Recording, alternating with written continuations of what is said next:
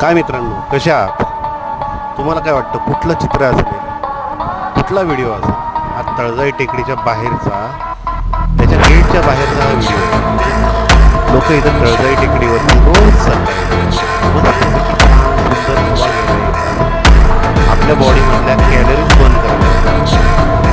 Calories burn करता करता ज्यावेळेस त्या गेटमधनं बाहेर पडतात, त्यावेळेस त्याच्यापेक्षा दुप्पट कॅलरी बरोबर घेऊन निघतात.